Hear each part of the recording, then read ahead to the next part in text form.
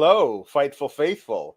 Welcome to apparently now, finally, an official Fightful podcast because we have the cool intro.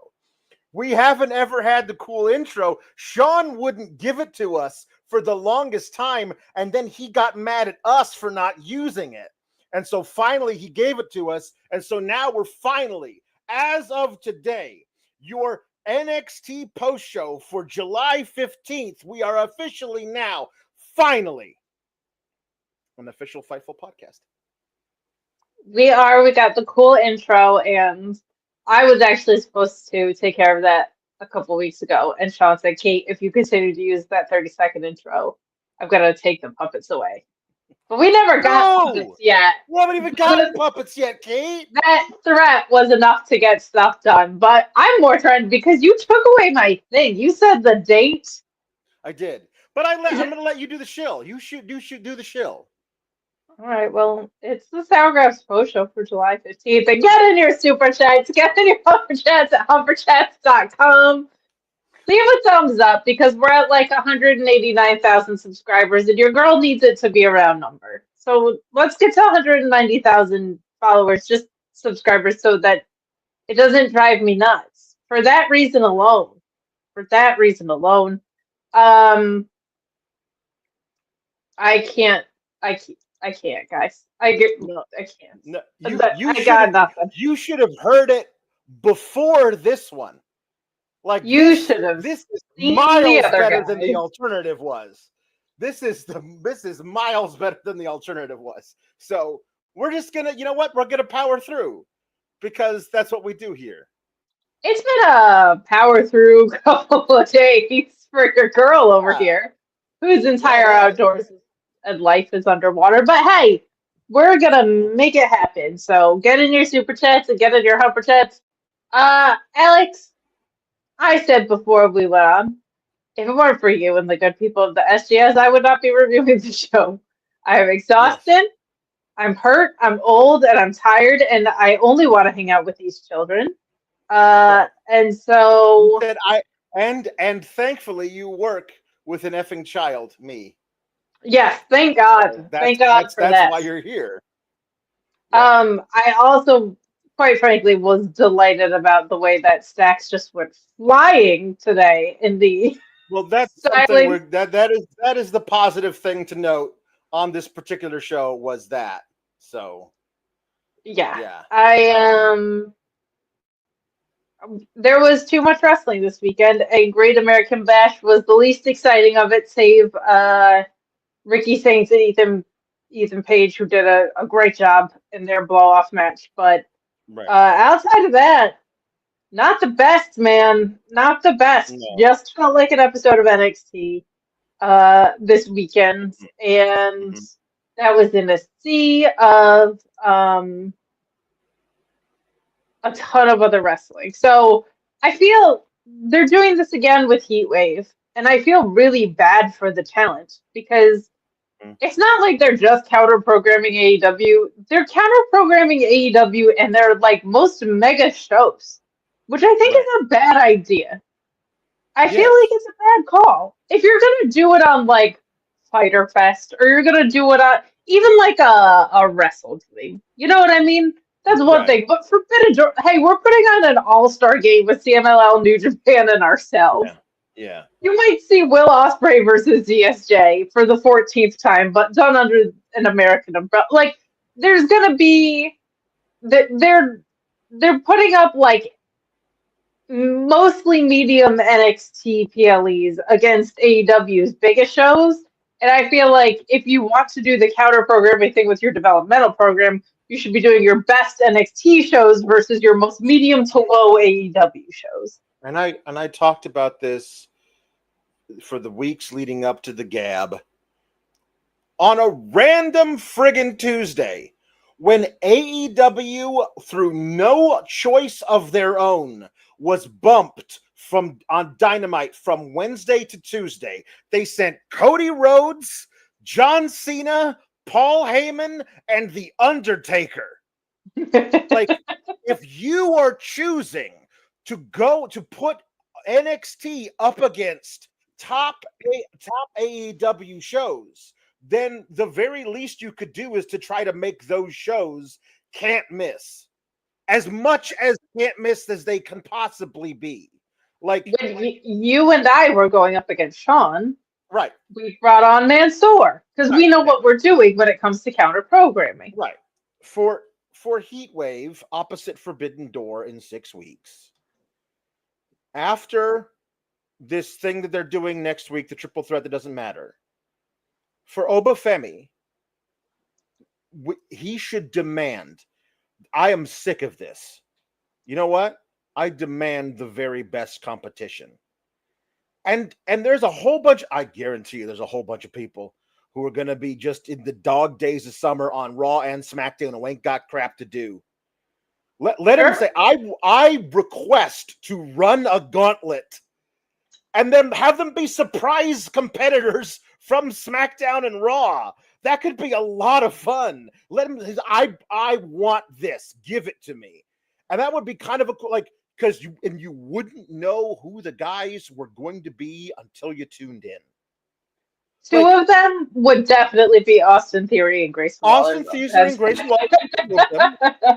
You know, like that's, and the other two would be finally healthy Apollo Crews and I don't know, one of the Legato boys. Like they should send down actual competition, but they wouldn't. But I mean, if you said Obafemi is going to be facing two guys from Raw and two guys from SmackDown, we don't know who they are yet, and we won't until they come down the ramp.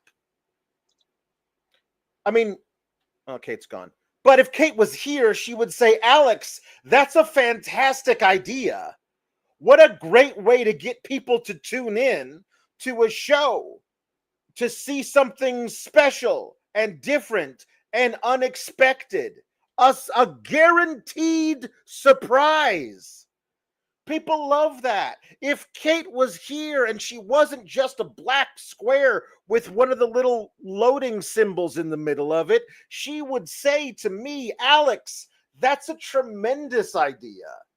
You should be in charge of all of the things. And I would say to her, again, if she were here, oh, go on. And she would say, no, you're too modest. Alex, you should be in charge of booking all of the wrestling. But I was saying, Kate, that if you were here, you would tell me how smart I am and what a great idea that was. But you weren't here. Yeah. Well, genuinely, if you're like, we should do a gauntlet, there's a 97% chance that I'm going to say yes. Because I love gauntlet matches. Yes. Much. Yeah, no. I would say Pete Dunne and Tyler Bate aren't doing anything. Put them in a gauntlet against Obafemi. And two big guys and the two of them. He could say, I want people who have held championships in WWE. I want former champions, only former champions. You send down Pete Dunne, who had the NXT UK title for 700 days or whatever it was. 600 days before Gunther beat him. And then you could send down Andrade, who's not doing anything. It was a former NXT champion. You could send down Bronson Reed, who's a pin eater on Raw. Send down Bronson Reed, who's a former NXT North American champion. You could do that. They won't, but they could. And they won't do it. For those of you who I'll say it like Triple H, in case you've been living under a rock or just aren't familiar with like Northeast weather patterns, which why wouldn't you be? Everywhere around me is flooded out, and for the second time in I think 3 years, there's just like devastation everywhere outside my door. So if you are able, I would be touched if there was a way you can find any causes in Jersey, but I'll certainly post links throughout this. As far as I am a big animal lover, you guys know it. There's some saving of animal rescue efforts going on. I'll put those in the chat. Additionally, the power in the internet, not so great the past 24 hours based on the old flash floods and tornadoes. So it's been just nothing but devastation after a very, very long weekend. And so I am not necessarily in like my best frame of mind. And my internet is in even worse shape than I am. So Yeah, we're gonna get through it together. Alex we might are. have some time to shine like the solo star that he is. I might put him over at various times in this broadcast. Mm-hmm. But we're gonna do our best. Sure. I'm safe. Daphne is safe. She is snoozing at what she's doing, and she's like, "Oh my God, does this woman ever leave this freaking chair?" Is the other thing that she is wondering right now. Um, but yeah, let's talk some NXT. I don't know if we Let's have. do it. Do we want to do weather puns? What puns? Do we want to do weather puns? Weather puns. I'm into it. Weather puns. Let's do it. It's either I got that or one for some you. Koreans I one. got one for you right here. Tornado tag. I was gonna say tornado. Did you say typhoon? Okay. Yeah, Certainly, either one. there's plenty. Yeah. Yeah. Natural disasters, Hall of Famers. There's plenty of Yeah. ways to Yeah. go. Weather phenomena puns. Okay. Um. Yeehaw. So yeah. So on Saturday at the Gab, um, uh, there was the tag match between the Fatal Influencers, JC Jane and Fallon Henley, against Best Friends. They met like 2 weeks ago, and they are absolute, true, forever besties. Of course. Blake Monroe and Jordan Grace, and they won the tag match with Blake Monroe pinning JC Jane. Now I don't know. JC Jane is the NXT Women's Champion. Maybe I don't know. Me personally, if you wanted to build to a match between her and Blake Monroe, I think there are other ways of doing it besides pinning your basically brand new NXT Women's Champion, who likes to say that she's not the most beatable champion in NXT history. So I don't know, pinning her in this tag match at the Gab probably wouldn't be my first choice, but I'm sure everything's going to look great from then on. The following night at Evolution, there was the one-on-one title match, Jordan Grace versus JC Jane. And Jordan Grace says, "Hey, forever bestie, Blake Monroe, would you please come and be in my corner for this singles match?" And Blake Monroe said, "Yes, I'd love to." And by which I mean that I would love to hit you in the back with the title belt and cause you to lose the match. And JC, and then after having attacked Fallon Henley and Jasmine Nix at ringside, she calmly strolls into the ring and hands the title belt over to JC Jane, who's like, "Hey, cool, I won via nothing that I did, which makes me super impressive and totally not the most beatable champ in NXT history." And then tonight, 48 hours later, she comes out and says, "Hey, what was that about me being the most beatable champ in NXT history? Because I totally got pinned on Saturday and would have totally got pinned on Sunday, but I didn't." And she says, I'm going to go on to Slammiversary and I'm going to pin this Masha Slamovich person. And I'm totally going to beat her too. And Masha Slamovich comes out and says, "I beg to quibble. I don't think that's happening. I'm going to pin you. And by virtue of me pinning you, I will then take custody of your belt and keep my own. Because it is a title for title, women and winners take all." And then for some reason, Sol Ruca and Zarya come out, and I was like, "Oh, 6-woman tag." And then the segment continued for another 5 minutes while they yelled at each other about who was more impressive at Evolution. JC Jane for actually winning the singles title match, or Sol Ruca and Zarya for, wasn't Sol Ruca the one pinned in that tag match so that Clean. so that the Judgment Day can retain? So Yeah. listen, I love Zaruka, I love Sol Ruca, I love Zarya Zelta, I love them both. I wouldn't have them come out and then say things that weren't true about how impressive they were at Evolution when they were the ones that got pinned. I just wouldn't say that. But they did. They had them say that. And then they brawled. And like, well, I mean, look, what do we have on our hands now, I wonder? And I'm like, just have Ava come out and say, holla, holla, play a tag team match. But she didn't do that. They made the match during the commercial break. And so, yeah. Oh, I forgot also, JC Jane somehow blamed Fallon Henley and Jasmine Nix for them losing the tag match because she's a bad leader. I mean,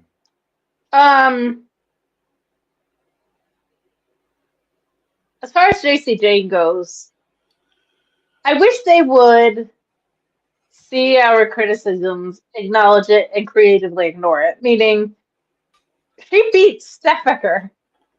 Like,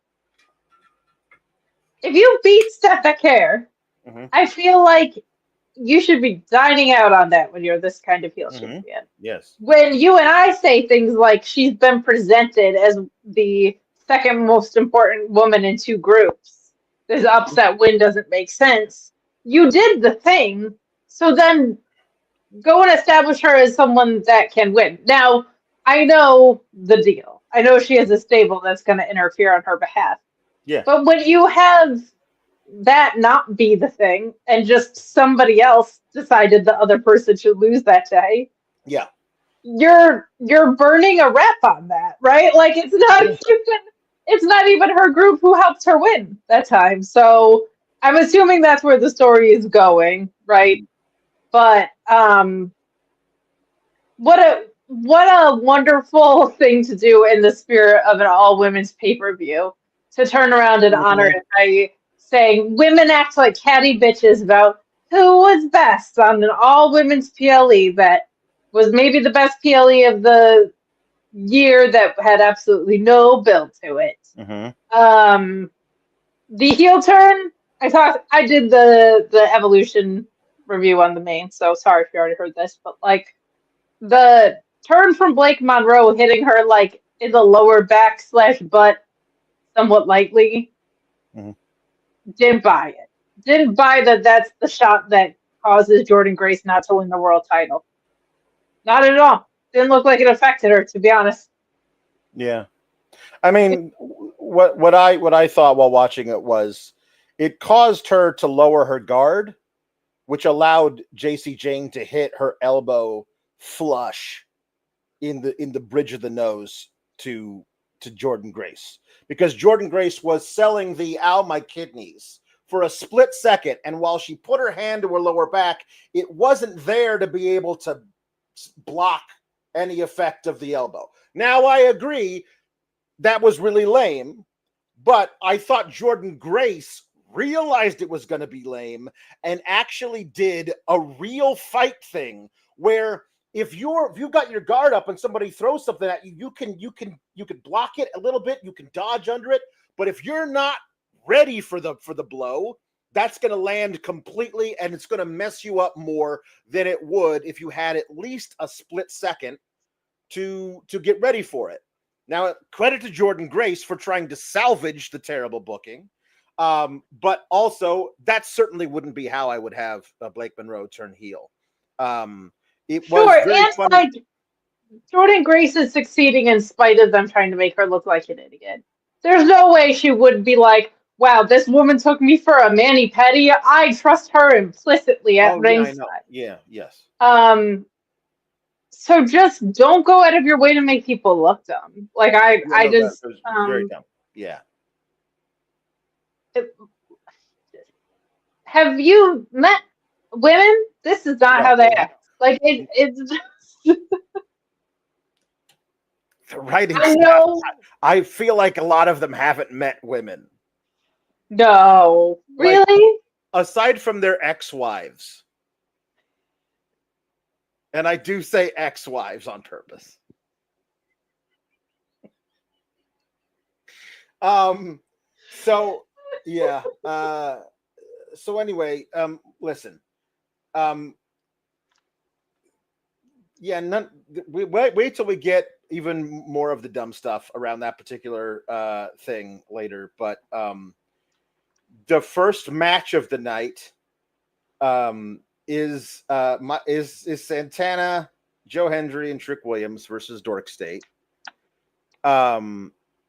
Trick Williams is the heel here who does not like his tag team partners and doesn't give a damn if they get their asses kicked by DarkState.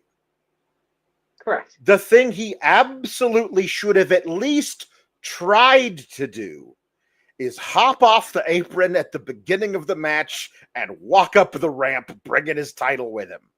You guys have fun. And then you have Ava waiting at the top of the ramp with a line of security saying, we're not doing that. Get back on the ramp. Get back on the apron, wrestle the match. You know what I mean? Let him be pissy about it. But there's no reason for him to try and help them. There's no reason for him to reach out his hand to get a tag.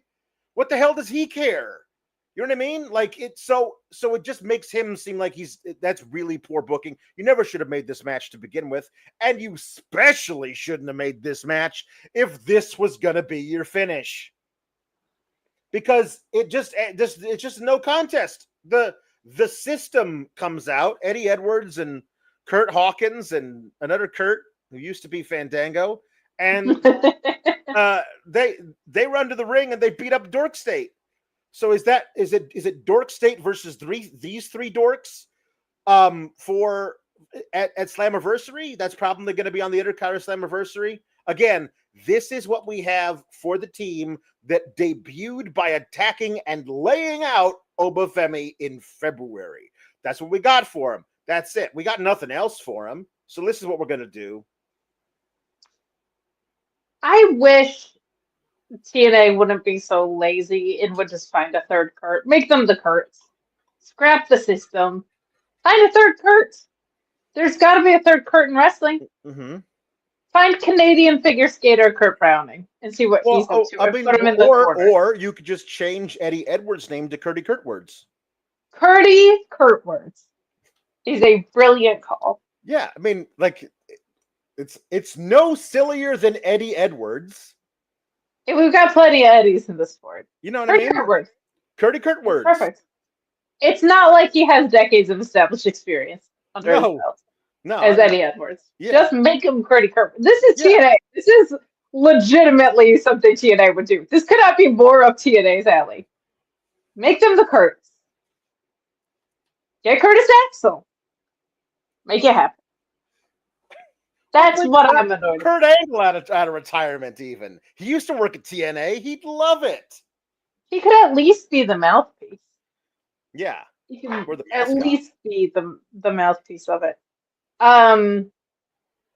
I feel like if you debut people with specific lighting and they attack the champion and then they go and attack the tag champions and they smear the blood of one of the stooges on the wall because they're there to set the whole product on notice, and then they go to another company's undercard tag division. You didn't do right by them. Something happened that you did wrong. Not them, not the performers. Because I have all the faith in Saquon Sugars for sure to lead this thing. I like the improvements we've seen with Deion Lennox. So, like, I think there's... If they had... It was very high risk, and I always applaud wrestling for doing things that are high risk, because I cannot sit here and week after week say switch up the playbook, and then when they do something high risk, even if it appears stupid at first, be like, no, you can't do that. Do something. But like when you just renege on it, as hard as they reneged on it, oof, man, you gotta commit to that. You gotta commit to that. So I feel like the booking has really failed them. I also find it silly because this tag division needs intimidating heels to go up against Tank and Tank, I feel like. And I feel like that would be a good call. I also just saw the biggest, ugliest moth of my life flying around one of my lights. So here's what we're gonna do.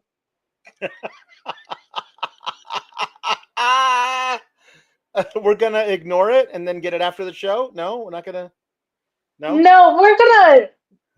It's been a very long weekend. We're not gonna get cute about the Blue Chew ads today. I am batting like $9.99 on Blue Chew ads. Okay, you're gonna hear Sean talk about dick pills for a minute, and I'm gonna kill this fucking bug.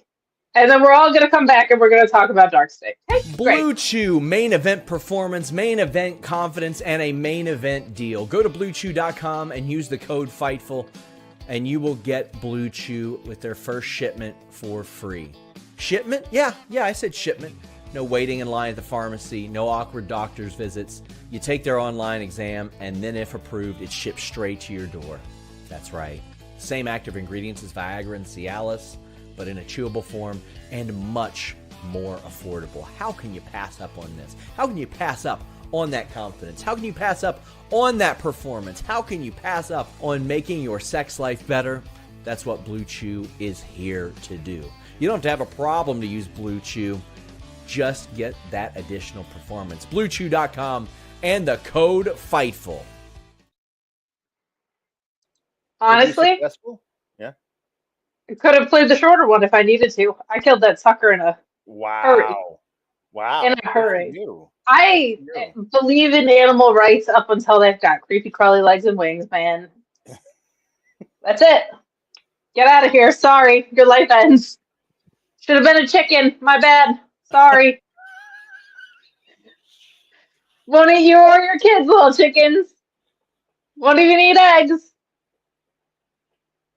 Sorry. What a bit of chicken is one of the funniest things I've ever heard you say. Be a cow next time in your next life. If that's what you believe in. Sorry, should have been a chicken with no hint of remorse in your voice whatsoever is one of the funniest things I have ever heard you say. My God, that's hilarious. Should have been a chicken. Would have been. We wouldn't have had to do that. But you don't get to live in my house all creepy crawly. Kate in love with Mark Briscoe confirmed. Not in love, but I'm on the same page.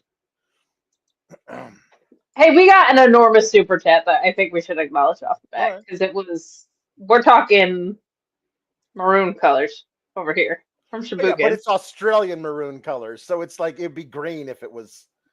If it was American dollars. But thank you, Shibugan. We love Shibugan. Shibugan isn't around as much as he used to be, but we love Shibugan. We love Shibugan. Think of how special your life is, Kate. You get to live through so many once-in-a-lifetime weather events. Hope things are going well. Weather pun, Thea Hale. Think about it. Pick it up what you're putting down. Mm-hmm. And it is, in true wrestling fashion, it's once in a lifetime like The Rock and Cena. Meaning we're going to run it back, baby. Yeah, run it back. Run it back next year, if not before. The JB Pringle saying, amazing Alex, Killer Kate, proud Papa Elizabeth, and all the SGS. The All-In After show was incredible. And now for NXT, how far we've fallen. How far indeed. Ricardo Holt says, I've missed you people, been on vacay. How was NXT? Well, thank you for missing us. Yeah. Orion says, this is for Kate's scuba gear fund. Glad you're okay. Thank you. Me too. Meet Normus says, when's the burn notice review? Asking for a friend. Apparently, I don't think it's happening. I'm glad you're a friend with my cousin. That's awesome. I'm glad he's made friends in here. However, no. I got a message from my cousin Michael today who said we have to review Head of State. He said there's a lot of juice in this movie, this new John Cena Head of State thing. Yeah. All right. Let me pull up the text. Okay. Henry the Casey says sending all my support to Kate, who I hope to run into at Slammiversary. That's absolutely not happening, but I adore you. I ain't going to Slammiversary and SummerSlam, my friend. I appreciate you, though, and I hope that Santana has his big moments. But I ain't doing that. Cresta probably will be there though. I would be shocked if Cresta was not there. No Poets Allowed says, we're official. Huzzah to Sour Nation. BTW, if I must be Big Jim, I declare myself the biggest Jim. And all hail our beloved leaders, Kate and Alex.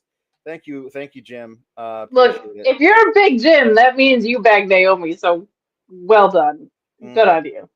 I was told you and Alex need to watch and review Heads of State. You'll have a lot of fun. There are a lot of puns in it. Was what I got a text from my cousin. All right. Okay. He knows me well, but I'm the big cousin here. He doesn't get the last big John Cena Amazon movie was a thing we thought we might do, and as is tradition, I watched it first, and I said no. Nah, that's not really a thing we could do. The thing is, those are really fun to throw into like a normal wrestling cycle. We have not been at a lack of stuff to do of reasons. Meat Norma says, I pulled my groin, but think of how big the groin must be. An ice bag near Yambag City ain't as fun as I'm supposed to see Lash Legend, quote unquote, tomorrow. Not weird, so we can't crank. About as bad as your Yambag situation. He's like Third Day Jones over here for going down that route. I love that for him. Yeah. Okay, so the next deal is, well, we'll talk about this now. It's because Trick Williams is walking backstage near some of the LFG people. Can we start calling them Lufiga? Well, yes, the Lufiga kids. Thank you. There's a couple of dudes, a young lady, and a being that defies classification. There's a woman standing there, who looks like Lady Bane, like it's. The arms on this woman, they don't appear human. It looks like someone that just the muscular structure of her upper arms is crazy. I don't know who she is, but apparently she almost got to the final last year, but she's back this year. So we'll see if she winds up chucking around Obafemi in a year or two. She and I think. Here's the thing. In my mornings, sometimes I watch In the Weeds, and on the times that SP3 is on doing the C-suite of all your favorite C-level shows, I'm like half up on LFG now. Not because I'm trying, but just by the nature of supporting my friends. I think she and I think Sexy BJ Ray are back this season, which makes me wonder, like, were they ever really gone? Well, that's the thing. If you can just come back every year to Lufiga, then it's not really. It's just it's just another brand. It's not really a game show. If they don't usually let the and now returning loser is not a thing you see on Jeopardy. Like, you know what I mean? Like yesterday, he ended up with negative $800. He's back again today. That's not a thing you normally see on game shows. So I guess we'll see what happens. They're not even getting bullied by, who was it, Bob Holly? They're getting bullied by Bob Holly.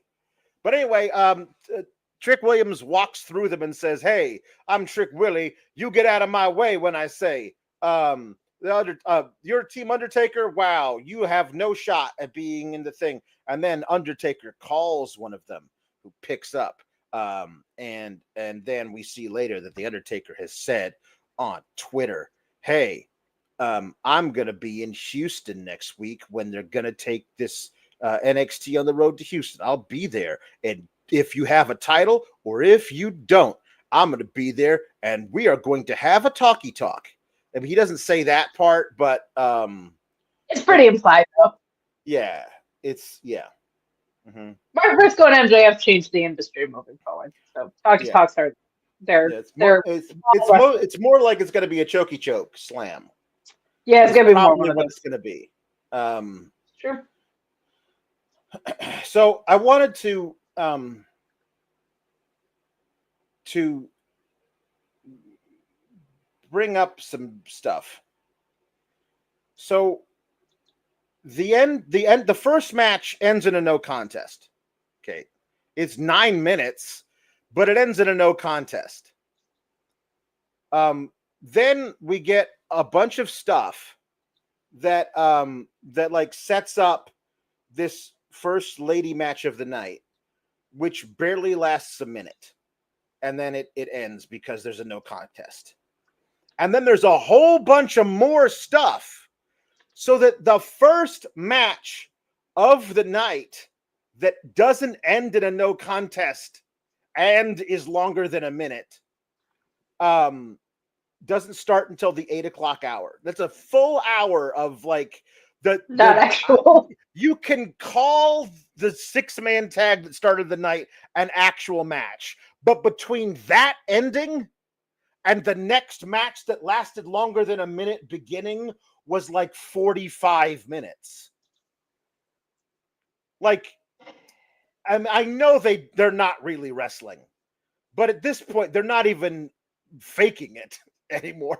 Like, it's just, Well, my thing is too, like, I feel like we see a lot of times that shows after a PLE or a pay-per-view are light on wrestling because the whole roster's beat up. Great American Bash was not one of those. Great American Bash was not like oh man, the in-ring was so brutal that like there's gonna be a lot of talking on this episode because so much of the roster.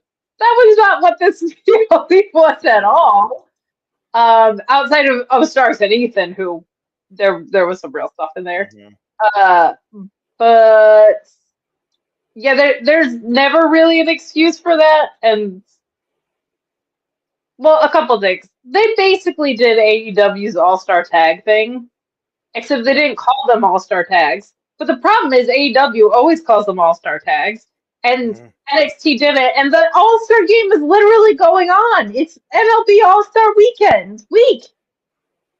If ever there was a time to call something an All-Star Tag, Alex, it's this episode of NXT, and they don't call them All-Stars, but they're always running around calling them All-Stars on every other program. I'm coming in hot on the important stuff. More Kurtz. Scrap the system entirely. Add more Kurtz. Right. And call your tags All-Star tags when it's All-Star game day. Come on. Yeah. So earlier today, Ariana Venti is saying, you know what the Battle Royal was sorely lacking on Sunday? Royalty. So you're a beauty queen, not a beauty pageant contestant anymore. Okay, all right, fine. I mean, she won. And then, did she? Or was she just a contestant? I mean, if you're Miss NXT, that kind of there was no such pageant. Don't get me on this again. You cannot call yourself Miss NXT if the pageant didn't exist. Perhaps we just did not see it. My daughter did not hold a one girl pageant for the honor of being Little Miss Peanut and then crown herself. She had to get up there with a whole bunch of other 8-year-olds and tell a knock-knock joke. Come on. I have learned that your daughter, aka Little Miss Peanut, aka oh my god, what's the show with all the knights? Show with all the knights? Medieval Times. Yes. Wasn't she like a Medieval Times? Didn't her knight win too when you guys went to Medieval Times? Her knight won, yeah. And she's winning all sorts of other contests, not mine to disclose. She's a legend. Okay, she could come in as Thorn and just win. Yeah. Everything. Like, we're learning that about your daughter. That's true. Anyway, she did earn the title of Little Miss Peanut. That's for sure. that's true. Karen Petrovich, I believe, earned her black belt in karate, and says that the battle royal could have used some more shing action. And then Callie Armstrong comes in, the champion of Evolve, and says, "Hey, what would you have done in the battle royal besides lose? If I would have been in, I would have won, and I'd be on my way to Paris." And Karen Petrovich says, "You know, you won the Evolve title, and that's so great and everything, but you've got such a big head around here, so I'm going to go to Ava, and I'm going to ask for a match for your title." And Callie says, "You know what? Fine, I don't care. I'm going to beat you up." And so the match is made, and it starts. Callie Armstrong, I've only seen clips of her during matches, like in GIFs on Twitter and Blue Sky. That's it. I had never seen her on a big screen before. That lady is yoked. Like I mean, you know what? Everyone's like, don't skip leg day. You know what day she never skips? All of them. She never skips any of the days. But the day she does twice somehow is back and shoulders day, because from mid neck to the middle of her back is just pulsating muscles. And I'm like, you know what? You're good. You have lifted all of the weights. Everyone. And her and Carmen wrestle for 45 seconds during the match. Or right before the match, I guess. We see right before they go to commercial, Jordynne Grace is storming through the parking lot and pulls open a door, and she's angry. And she runs down during the match, 45 seconds into it, pulls Callie Armstrong out, back fists her, knocks her out, hits a big suplex on Karen Petrovich, and screams for a microphone. It's like, "Blake Monroe, you come out here right now and tell me why you did what you did to me." Tell me why you did it? Is this, are we supposed to believe this is like a betrayal of like the idea? Because it is you, in the title of this episode is Blake Monroe betrayed Jordynne Grace. I don't think you can betray someone. They say betray on the air on NXT all the time. Betray. She betrayed her. You can't betray somebody you've known for 2 weeks. The person that you did something bad to just was a really bad judge of character. That's it. It makes Jordynne Grace look dumb and also really needy. Like, I thought you were my friend. Why did you do this? You went and got Maddie Petties together. The idea that like you would be hurt by her betrayal. You are a professional wrestler who's been doing this for a very long time. This ain't the first time you've been turned on, sweetheart. Come on. The reason they say betrayed and not turned on is because if Blake Monroe is Sabrina Carpenter, she would have to be like, haha, turned on, wink and a nod. True. This all sucks. I have gotten a mani-pedi with people that I loathe because the same linchpin was there that we liked of a human being, and I wanted to get my nails done. Come on now. Hey, do you want a built-in back massager and your nails done? Yes, I do. Do you think I give a shit who's sitting next to me? Not in the slightest. Right. That is not a friendship make. This makes no sense. Yeah. I was watching this match and I was like, it would be so much better if instead of Evolve and TNA and 74 other, it might be just those two realistically. Yeah. But instead of all these outside partnerships, if they just had one with Bloodsport, yeah, that would be so sick.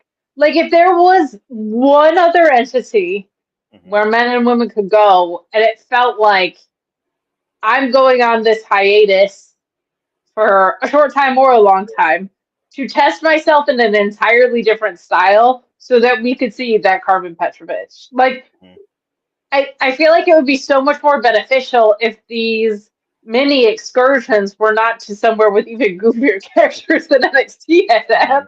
Like, if it were somewhere where I wasn't begging for more Kurtz and I was begging for more, like, sick matches with Layla Hirsch or whatever, you know what I mean? Like, it would be so cool if it was, if you're gonna take away, we didn't even talk about this, Alex, yet. We talked about it on the Gab. If you're gonna take away my precious Heritage Cup, like you sick, twisted bastards did, you literally made it sleep with the fishes to insult and hurt me personally. Me, who loves rules. Yeah. If you're going to do that, you might as well create something else where there's title-adjacent programming on that actually hones developing talent in a different way, whether it's rounds matches, whether it's in a blood sport environment, where whatever. People in the chat are like, Kate's on fire tonight. Yeah. I've just done Hinge. Yeah, true. I'm just nuts. So she says, come out here and explain to me why you betrayed me, why you betrayed our sacred trust that we've built over years and years and years, and just kidding, was a couple of minutes. But Robert Stone and Stevie Turner come out to explain she's not here. She's not here. So, you know, you got to go. And she's like, don't you give me that. She's here, but she's not. She prepared a little video statement, though, that was edited and shot from different angles and had cartoons in it, where she says, there's a little newspaper spinning thing. By the way, they got to get that graphic better. That's a terrible graphic for the spinning newspaper. Spinning newspaper comes up and says, the glamour, Blake Monroe, hates everything about Jordan Grace. And then they cut to Jordan Grace going, like, I mean, with the thing that they've done before, with Jordan Grace coming out and saying, you know, like, I don't think I'm good enough. And, you know, it's her real battles with body dysmorphia.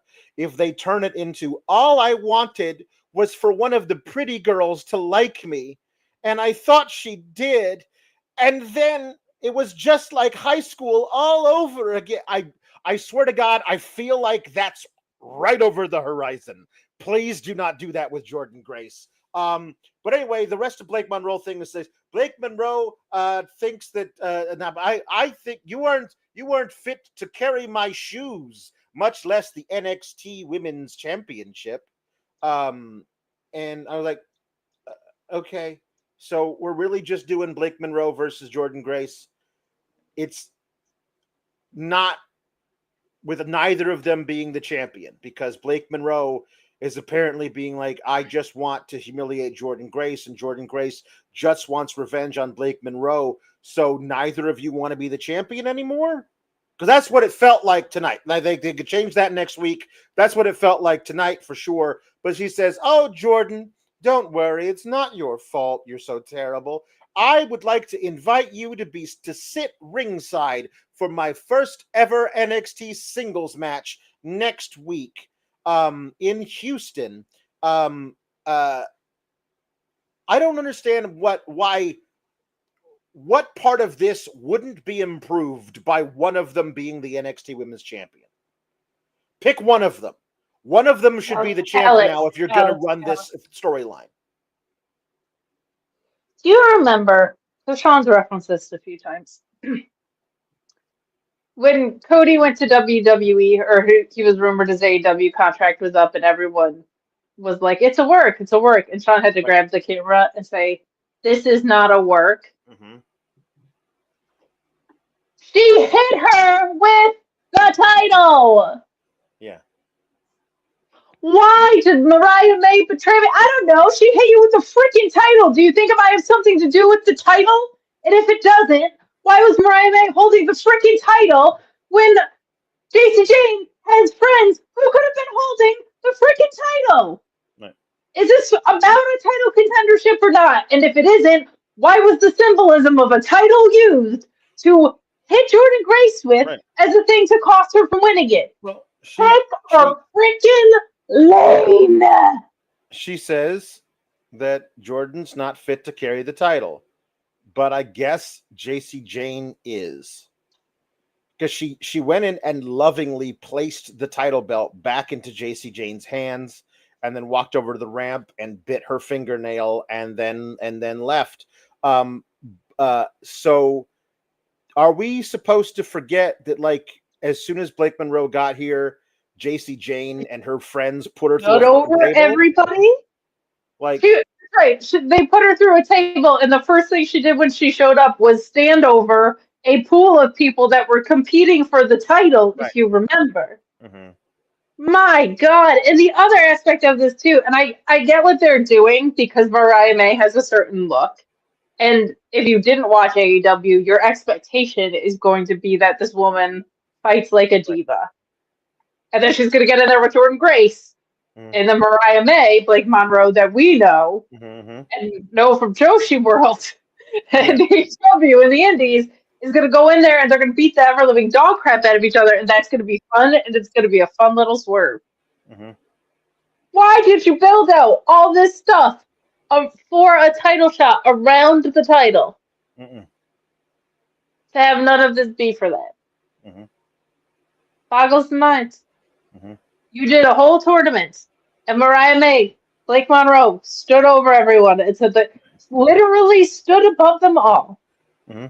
Said the glamour has arrived. Yes. I'm putting this women's division on notice, which implies that I'm at least getting a title shot, right? Mm-hmm. Mm-hmm. Actually, she is Sabrina Carpenter now. Actually, no, she is a heel. Like,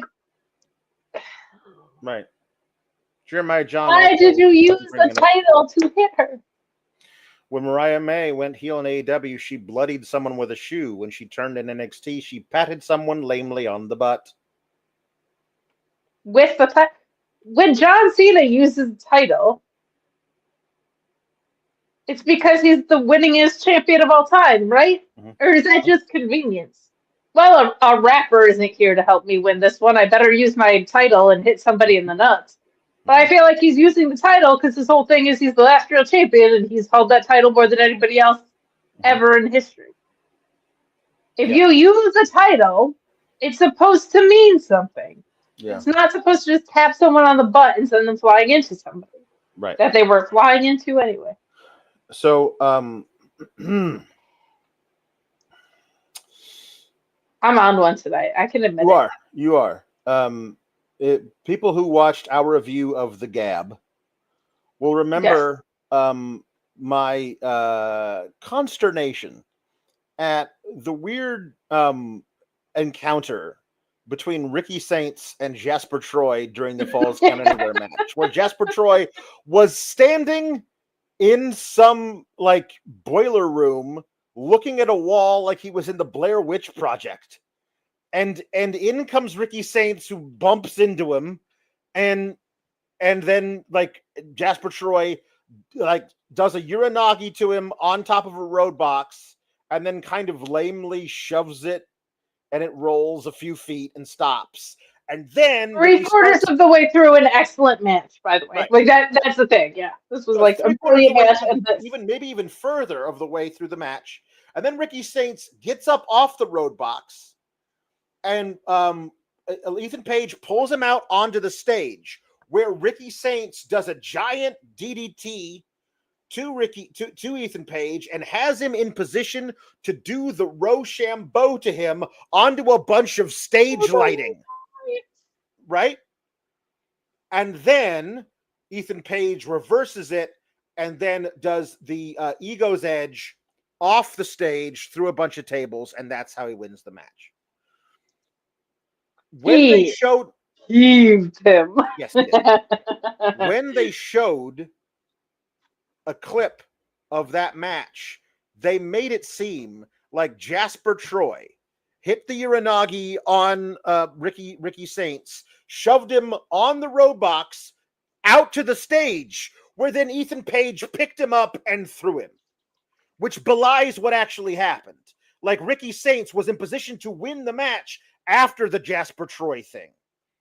So they decided to retcon that and just say that Jasper Troy his maneuver that he did to Ricky Saints immediately led to Ricky Saints losing the match. That's how they edited the footage, and that's what this particular segment would seem to suggest, with Ava saying, now, Jasper Troy, I know that you feel like you need to make a statement here, but this was not the way to do it.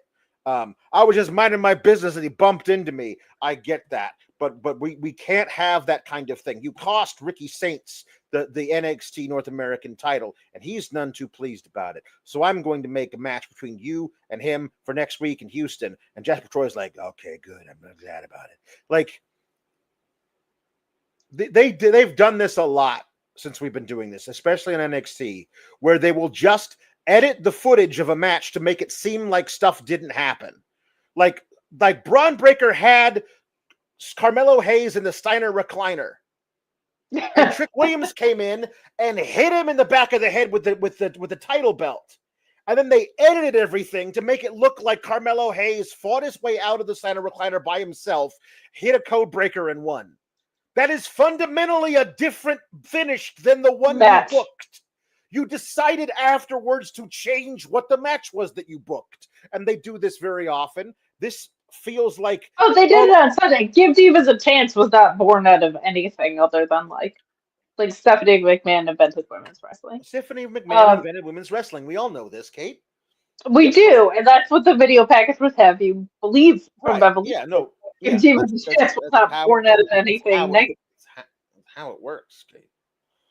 They love to retcon. My thing with that was, remember what we were bewildered because what was he doing just hanging out in the janitor's closet-esque space backstage was the other aspect of this, not even just like what was he doing interfering with that match, right? Like Yep. Also, she talks to Ricky Saints, tells him about it. He's all for it. And we also got a fantastic video package for Ethan Page as the North American champion. Oh my God, this might have been my favorite thing on the show. I loved this. He was great. And he says, I'm not going to do a North American championship celebration here at the Performance Center in Orlando. No, but I need to go somewhere, the heart of America, in Houston, Texas next week. It was very good. It was a really good one. It was narrated by him, fun footage. It was really well done. Good job for this. One thing that I really appreciate about Ethan is he has some range within his sense of humor, that it's not like he's just snarky or he's just goofy or he's just whatever. Like, his greatest strength as a wrestler, in my opinion, is his versatility. I always felt that way about Wade Barrett. Like, he could just work with anybody, any style, any promo style. Like, he can fit in. And I actually like that NXT has explored a little bit of what he's able to do comedically, where it's not just like there's so many, oh, you have stoner humor. Oh, you're sarcastic. You're whatever. Like, he has some room to stretch in what he can do comedically. And whether it's like his silly relationship with Ava or like more heelish, snarky, clever stuff like we got tonight a little bit, like I appreciate that he's able to showcase that, because not everybody has that. Some people only have one thing, and some people are only allowed to have one thing. So good stuff. I'm going to take some time here to give some of our weather phenomena puns at the. I'm standing here with our weather puns, and as you can see outside. So here we go. We're halfway through. Hopefully these will inspire you to send in some more. We're going to start here. Chris Ferreira says tsunamis. You could have even just gone with tsunami. I appreciate that you went there. Meet Norma says Heat Index, Tony Storm, Gorilla Monsoon, and Ava Rain. All right there. I experienced them all within the past 24 hours. Alpha Bill says MD Cyclone. I like that we got another chatter. Matthew Hooks says Nation of Weather Modification. Kate, stay safe. Thank you, Hooks. I appreciate it. Henry the Casey says Thea Hale and Andre Storm Chaser. Orion Ben says, Ricky Rainbow, Lance Storm, Thunder Rosa. Yeah, you don't have to work too hard at some of these. Yeah, and I like those ones. People have been pointing out how talented the Storm family is. Yeah. Like Lance Storm, Tony Storm. Like, there's a lot of Storms. Yeah. Ricardo Holt says Doppler Team 2000. There you go. Sid Delgado says Nick Weathervane. I like Nick. That's good. Barometer Corbin. And Tori Nato Wilson. I like that. Lieutenant Photo says Coast to Coast Flooding. House of Black Ice.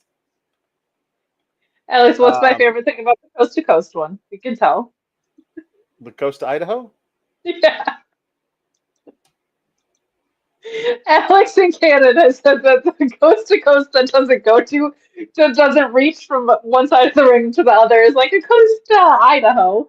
And now anytime someone comes up even a centimeter short, that's all I can think about. Jaden Pringle says Gorilla Monsoon and Thunder Lips. Very nice. Rafa Garcia says Hurricane. That works. Trent Cherry says Kate E. Blizzard Beth and Zach Vapor Jr. ZBJ, as they call him. Meet Norma says. Can I just say, fellow New Japan nerds? Yeah. If you're in the chat, isn't it fun to have bullying submission specialist Zack Sabre Jr. back on this title reign, as opposed to his first title reign? Like, Dickhead ZSJ is back, and it's good. So needed in the product right now. I'm glad. Meet Norma says Penta El Cerro Humidity, Tyler Breeze, Cloud E Dangerously, Al Snow, Tornado Bafemi, Alba Wildfire, Morning Dewdrop, and Nation of Precipitation. I gotta say, like, I was aware there were a lot of people whose names were just weather. There's a lot. Like Tyler Breeze, I didn't even think about. Yeah. Like Tony Storm, you think of. Like, it's Hallelujah, it's raining macho men. Everett Smith says DuPont McIntyre, Jetstream Kevin Knight, Lady Permafrost, and the Condensation Kenny Omega. Louisville says Big Boom AJ and Drizzler. And Froggy Bo Echo. I like it. Let's see. Here we go. Here we go. Meet Normus again. Harlem / Latino Heat. Sunray Mysterio. Sky Blue. Mariah April May Showers. Foggy Lashley. Mark Brisknow. Brisknow, I think. Oh, Brisk Snow. Now I get it. Mark Brisk Snow. Nailed it. Lola Ice Storm and Tropic Mysterio. Very good. I don't know what Lola Ice Storm yells before she does a running butt to the face, though. I'm a Liz Tina.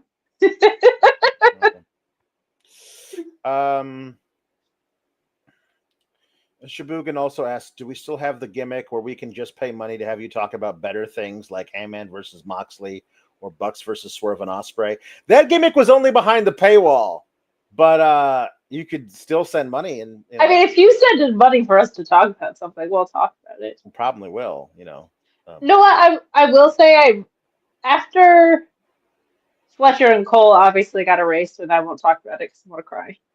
It occurred to me, I was like, oh, that card only had 2 men's singles matches. That's kind of wild. And I was like, I think that's why Bandito versus Takeshita on ROH felt like match of the weekend worthy on the guy side, because I was like, it just had insane. I was expecting Kenny and Okada to be freaking ridiculous. Right. And the death match was great, but it wasn't. When I'm thinking like match of the night, I'm thinking like wrestling in ring more than I'm thinking death match stuff. But that tag match was incredible. Tom LaValle says, I recently came across Body Slam the movie starring Jacob Fatu's dad, Tonga Kid, among many others. And his weather spun is Thunder Snow Sun. I love it. So thank you very much for all Lady of Frost. Lady Frost. Yeah. Okay. Now, Kelly Kincaid interviews Lash, who talks about how she wow, what a name I made for myself in this battle royal that I was in. And I'm like, yeah, ride all that momentum up to the main roster and become Naomi's Diesel. It's right there. It's perfect. Please. You know, it would be awesome. It's a literal perfect thing. Like, she needs to be able to have a tag match, but her and somebody versus Rhea and Io. That's a thing they're definitely doing at some point. So she needs a Diesel. You're a perfect Diesel, but then they made her into a babyface because Jada Parker comes in here and says, yeah, you lasted until the last two. I was eliminated 20 people before you, but everybody was chanting my name, so that's all that matters. And next week in Houston, I'm going to be there to see whoever wins between JC and Masha, not you. So are we doing Lash versus Jada Parker now? Is that a thing we're doing? That's a good question. I don't hate it because I've been saying like put Lash in a program or don't. But one thing I've noticed with Lash, and there's some wrestlers like this, and a lot of them are women because women just don't get the same screen time. Lash is someone who, when she has consistent reps, looks better and better and better. If she has non-TV reps and then gets thrown back on TV for a bit, she looks a little rough around the edges because she's still developing at this. She was throwing people in that battle royal. She looked amazing. Yep. She was made for that type of match. So I'm glad for her. I'm glad she had a big showing. But like, there's some ideas that you come up with, and I'm like, oh, I want them to do that. I'm fixated on this idea of her being Naomi's Diesel, her heavy, whatever, because it's like the best usage of everybody in the scenario, and the story calls for it. Like, it's so rarely that there's like a perfect set of circumstances that just fall into your lap like that, and it's like that's the best use of Lash. It's so good for Naomi. It's the perfect thing for the story with Jade. So I'm now like kind of obsessed with it, and I feel like they need to do it. And if you're gonna take away the freaking Heritage Cup, it's kind of the least you can give me at this point. It is weird because they did refer to him as the current NXT Heritage Cup champion when he doesn't have a cup. So I'm wondering if they rebrand it as a title belt, which the cup feels very European, and I know we both like it. If it has the same lineage and the same rules, can it be a title belt? Or are you firmly in the camp of cup or nothing? No, I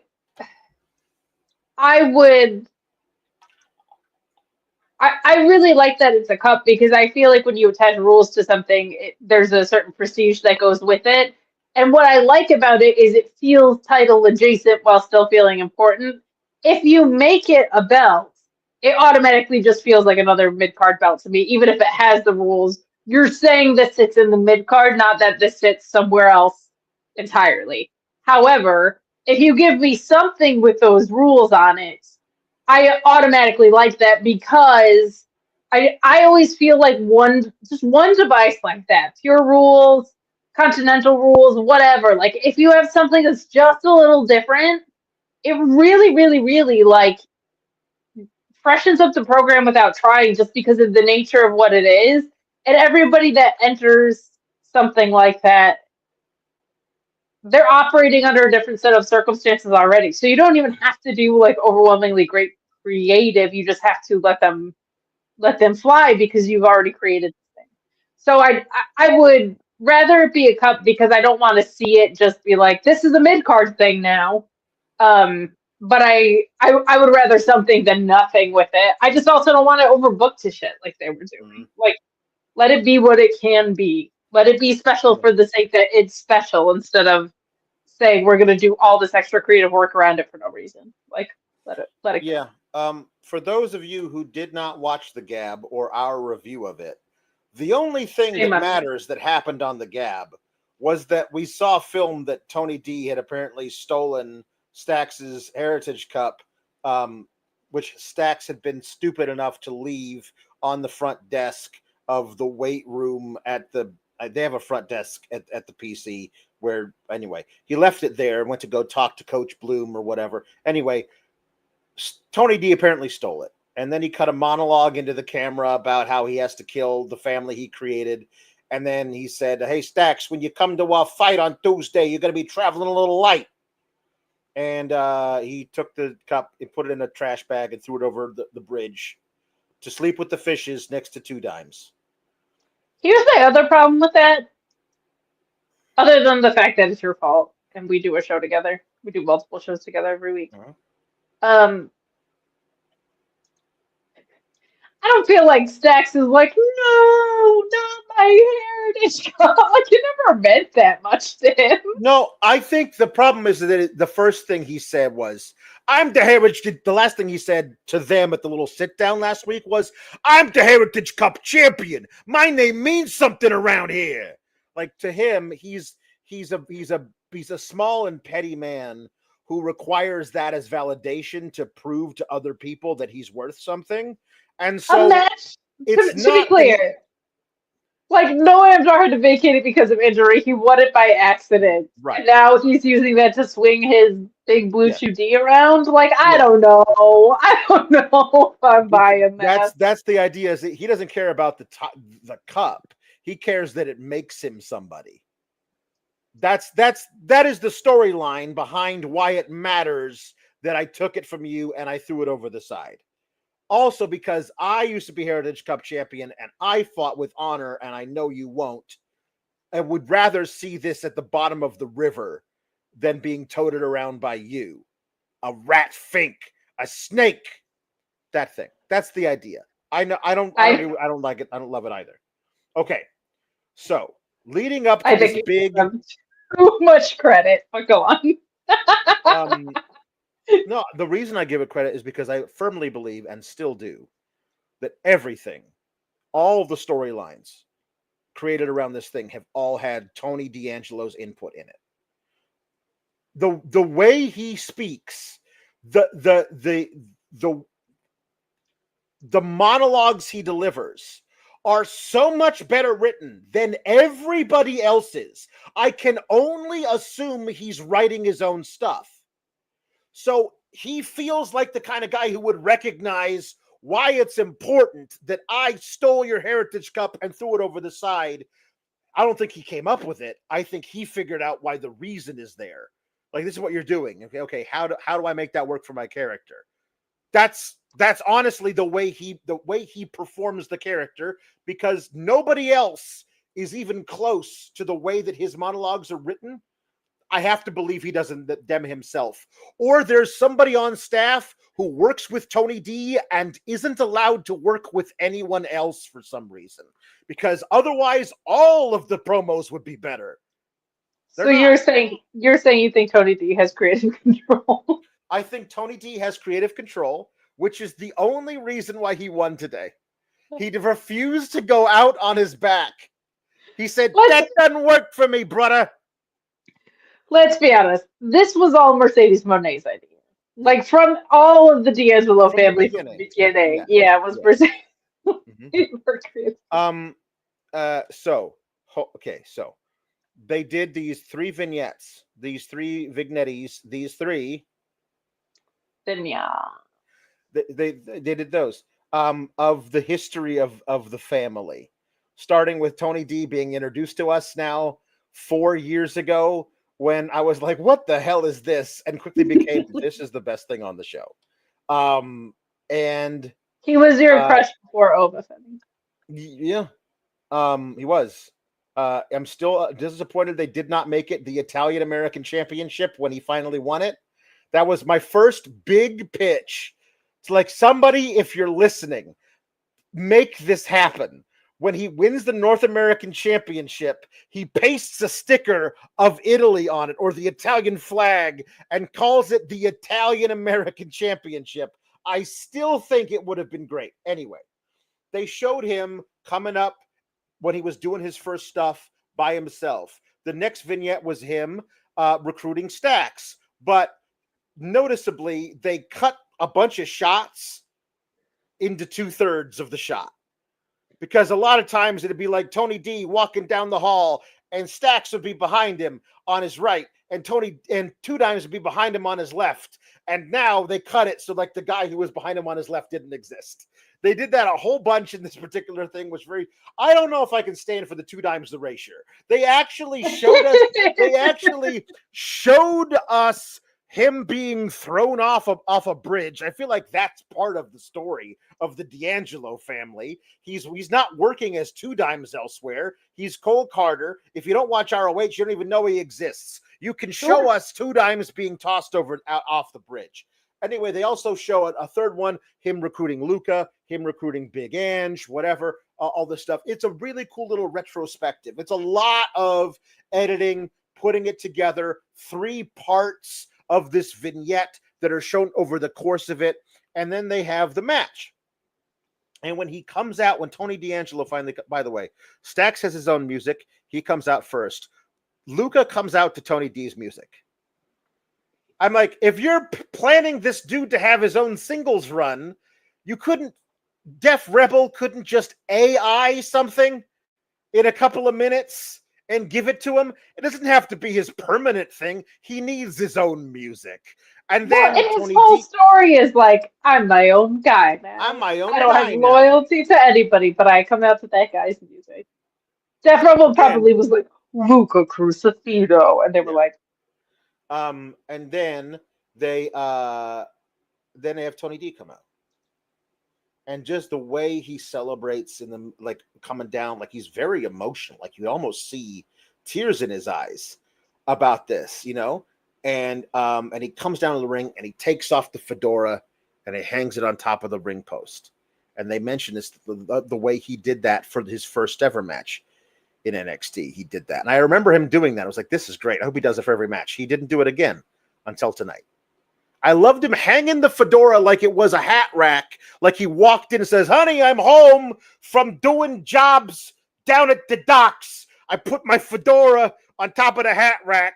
And then after he won his first match, he went over, picked it up, and jauntily put it back on his head and like left. I thought that was great. I want him to do it all the time. They never did it again. And they had him put it up there again tonight and had him stare at it. And this match, honestly, all 3 guys did a really good job. I do think Luca is way better than people give him credit for. He just doesn't have much of a personality. So I absolutely believe he could be the secondary guy in a tag team with a dude who's a great talker.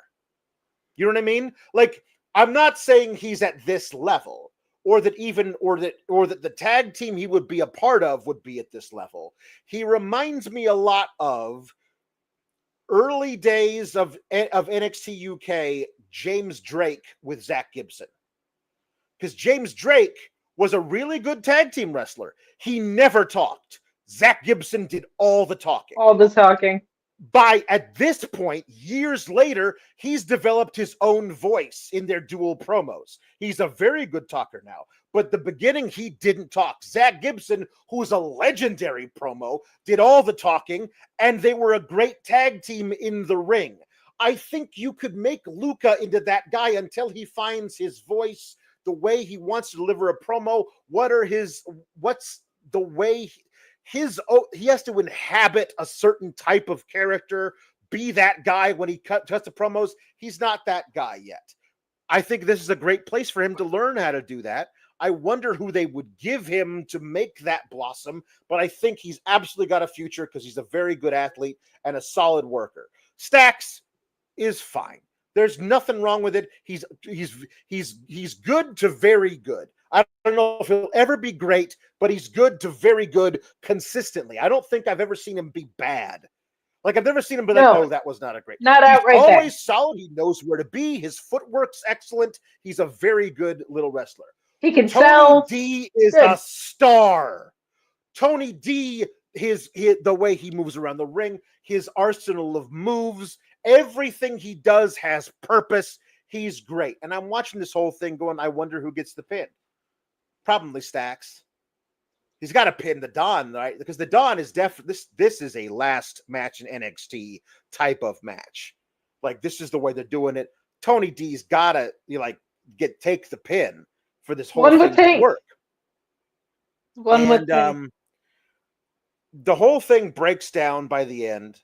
There's a thing where Stacks hit a crowbar, where Tony D used to hide the crowbar. But in the same exact ring post, it was always hidden. The upper right one, as you're looking at it from the hard cam.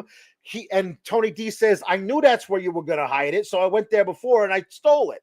Like, it's a really cool little nod to their history. And then later, Stacks crawls under the ring to get the secondary crowbar that Tony D didn't know about. And I liked that little detail as well.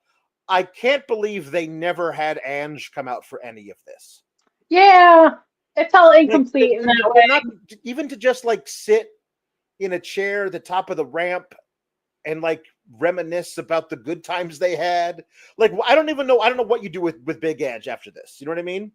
It's I would have thought she would have been making faces because she was the one who, when they sat down last week. So the match was really, really good. And it made me sad that the build going into it was not so great because I actually felt like they told the story of what this was in the match pretty well.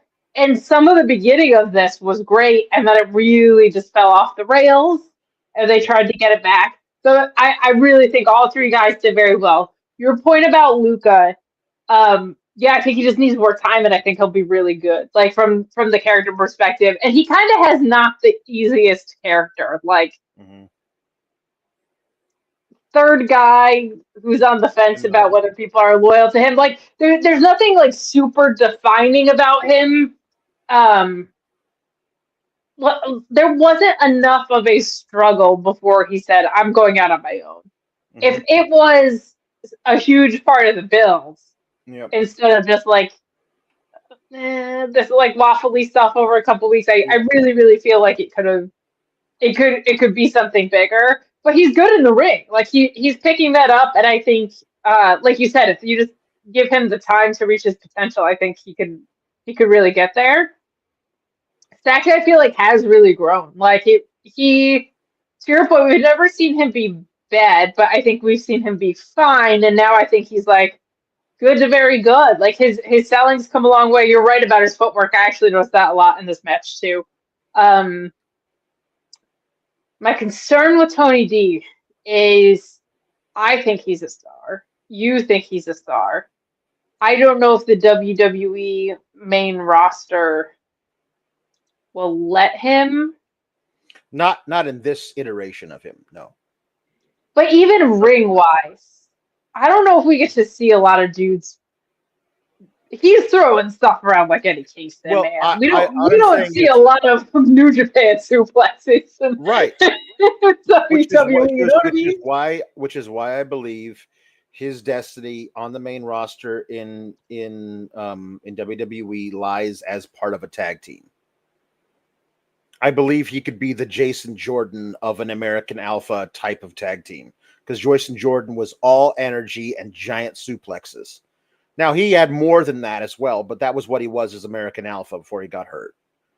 I don't know who you pair Tony D with, but he's a big character.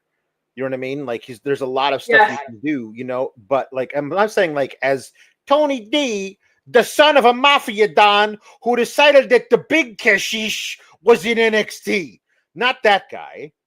But when I say a big character, I mean he's got a big personality. You can tell he's not going to be a wallflower. I don't. Well, This is the thing. and like big character meaning he fills up every nuance of whatever you're gonna give him. Yeah. Fully believe if you gave him Zoink the Clown, he's gonna be the best Zoink the Clown there is. You know what I mean? Like he just seems like that kind of guy. So I'm with you on that. Now Big and I would have felt like because last week we got her just still having this last ditch effort of false hope of maybe this family could be together. Like Right. clearly her heart ties or her heartstrings were still tied up in this. I wish we just had her just even making faces, being on commentary. I thought for sure she was going to come into play at the end, and we would have been like, "Oh my God, she picked whoever's side." But that wasn't the case. I kind of wish she was there though, because I mean she's our big aunt, Alex. Yeah. So the finish of the match involves Tony D takes Shatter Machine, which was Luca and Stax's finisher. Yes. I like that they did that, but then immediately Stax shit cans Luca to try to go for the pin on Tony, who kicks out, and then Stax and Luca both go for the crowbar, but Luca gets it first. So Luca gets then. No idea why this wasn't on the PLE, by the way. No, No way idea. way better than most of the matches on the PLE. Yeah, crazy. Stax tries to swing in the crowbar. He gets control of the crowbar. He swings it at Luca, who ducks, and then Tony runs in from off screen with a giant spear, which takes Stax through the plywood into the cardboard, really, underneath the Raven's nest next to the commentary desk, which we've seen many times before. That particular thing in this particular venue, they've done that a lot. What they haven't done is what happened next, which is that Stax gets long darted out of the hole. Look, he comes through the hole left by the spear horizontally and flies a good distance before coming down to a rest. I thought that was really He sold the heck at it. Like, there's no way to take that move other than to just take that, and he did. Like, all of it. Stax gets into the ring. Tony D hits his giant Farouk spinebuster to Luca through the announce table. Gets into the ring, hits the giant Farouk spinebuster on Stax, and gets the pin. Tony D wins this thing. Like, if this is really the end for the whole family, the guy who was the leader, I guess, gets the pin. But I would think not if you're going up. Like, if you're going up, you go out on your back.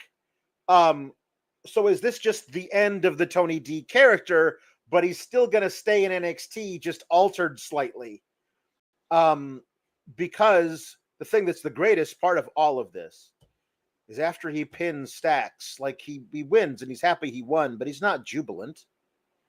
Because, like, as he said in the promo on the bridge before he made Heritage Cup sleep with the fishes, he says, "This is the hardest thing I've ever had to do." And his response is like, "I'm glad I won, but I wish I didn't have to do this." And as he gets out of the ring and he walks up to the bottom of the ramp, he turns and looks wistfully at the fedora still hanging on the ring post, and then he walks away. It's it is the equivalent of the character leaving his boots in the ring. Like, I mean, if the next time we see him is on the main roster and he's a different character, a different guy, at least slightly, I mean, I wouldn't be surprised if the next time we see him is on NXT and he's not this guy anymore, really. Okay, I don't think you can do, if you're going to do a full-on, full-stop, complete different gimmick change, it's got to be on the main roster. You can't have him do anything else in NXT because everyone's going to know it's Tony D. But I think enough of the Raw audience doesn't watch NXT that if he got called up with a different name, maybe a little slight look change, like, again, something where the hair is a little different now without the ponytail, he shaves the beard or whatever. I mean, I don't think that the Seth Rollins faction works with just Braun Breaker and Bronson Reed without Seth around to order them everywhere. But if it's a big faction of a bunch of guys on this level that Paul Heyman gives orders to via Seth Rollins, so when Seth Rollins comes back, he's got an army. And maybe part of that army has the tag titles by that point. Like, Sure. That's a really good way of using him. I'm going to keep going back to it because I think it would be excellent. I just don't want him to go up to SmackDown and become Luigi the Pizza Man. You know what I mean? That's already taken, by the way. We all know Luigi Primo. I do think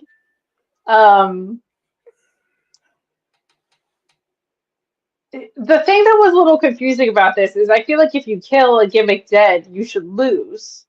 You know what I mean? Mm-hmm. But he won the match. So like him leaving the fedora felt very much like I'm leaving this iteration of Tony D'Angelo behind. But I feel like wouldn't the richness of that be made sweeter by a sex one? Unless they're trying to say we don't want this gimmick at all around here. Like I don't think they want any like of this. everybody's moving on kind of thing. Yeah. So I don't know. I don't know what this means. I do know this. The amount of care that the performers took with the story is admirable because like it really felt like they went out there and gave it their all, and I feel like this really lost its way in the past couple weeks. But through the match, like you could tell they just like really gave a shit, to be honest, and really put it all out there to. I think they were honestly, I think they were really proud of what they did, and it showed through, and they should be, Yeah. So, I mean, this was a thing. The Tony D character from October 2021 to July 2025. That is a lot longer than I originally thought that character would last. Oh, I thought it was last week. 3 weeks. Yeah. When he was in Chicago talking about the Hudson River, I did not have high hopes for this, Alex. Yeah, that's true. He did an incredible job, and as we mourn the D'Angelo family, the Gallus stuff, the Legato stuff, we've talked about it all. Mm-hmm. Like this outkicked its coverage by how many football fields? Yeah, like unfreaking real. Yeah. Unfreaking real. Yeah. So between the first match and the second match was all that stuff. And then between the second match and the third match was a whole bunch more stuff. You cannot say there were more than 3 matches on this 2-hour card. One of which was made at the beginning of the night. Yeah. It's really not. You can't. So like that is. It's just not a wrestling show. It's other things with wrestling involved. Well, the other thing it tells you is like we talk about week over week, but this men's singles division.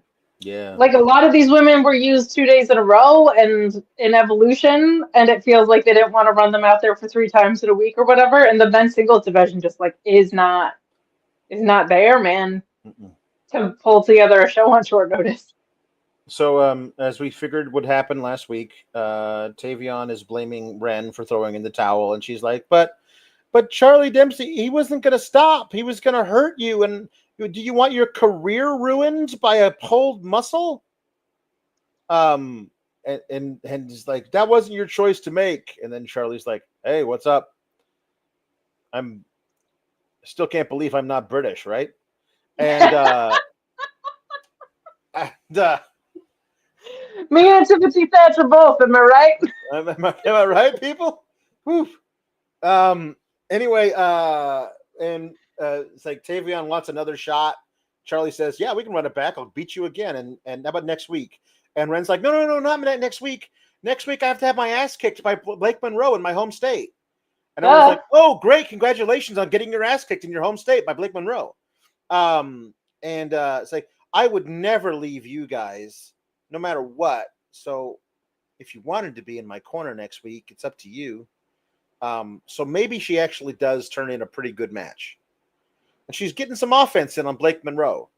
And then Tavion Heights and Charlie Dempsey, who are both in her corner, start shoving each other and punching each other because they don't like each other. And Ren gets distracted and turns around directly into whatever they're calling Mariah May's version of the Dirty Deeds. Like, that's probably how that ends, right? That's almost certainty. I hate it when you predict things that are definitely going to happen. It's the worst. I apologize. You're not my friend.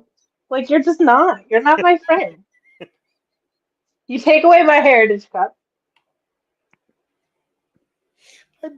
I'm sorry. I'm sorry. I think apologize. I deserve a formal apology. Please.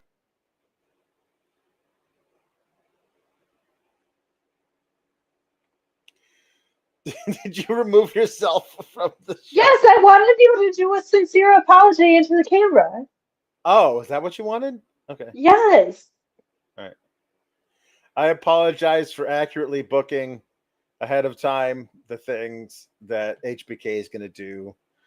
I should know better.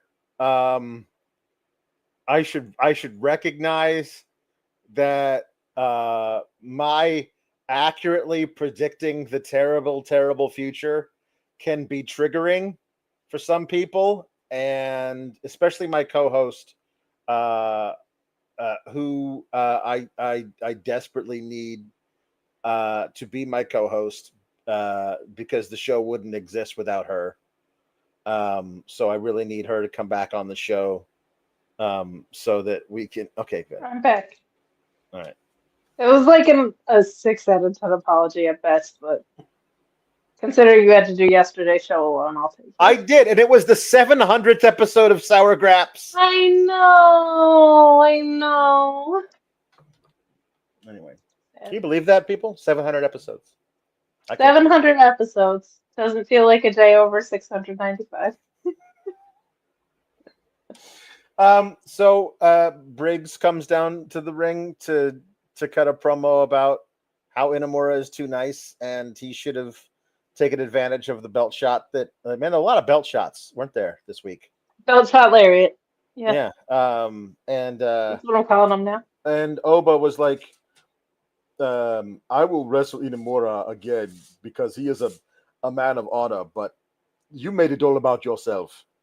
So what you need to realize is that even if you were not there, it would have ended the same way.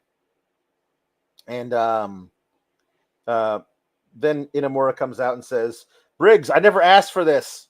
Why are you being this way? Why are you turning heel on me? I came back from Japan for you.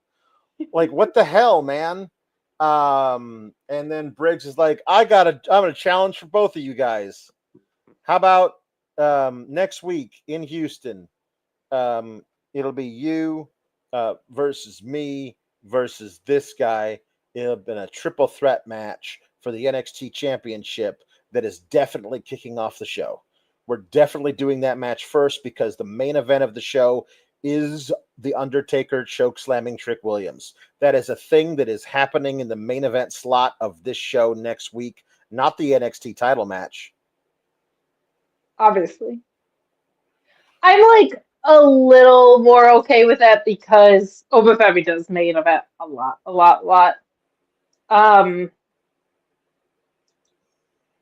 Yeah, tired playbook plus using tag team for a title match is not like it's not my ideal situation.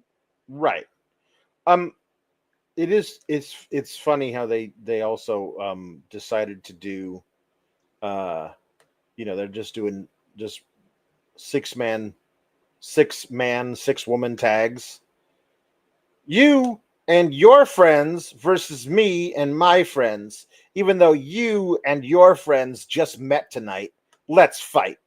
It is. Yeah. I didn't understand why this was the AEW go home show. That's why I was like, this feels like a go home from the other side of the pond. Like you three versus you three, who we've already set up for other things. Briggs So like it turns into a big brawl. Briggs is in, it drops A him brawl for all, I'd even during say. the process. Officials come out to separate all of them. These are all three very big and strong men, and it was just referees. Like they should have just chucked all of them into the front row. Yeah. So one thing I did like about Briggs is like, Inamura's been here less than a year. He's got a one-on-one NXT title match. I've been here for 5 years. Can't sniff the main roster, so I am doing great. But where's my NXT title match?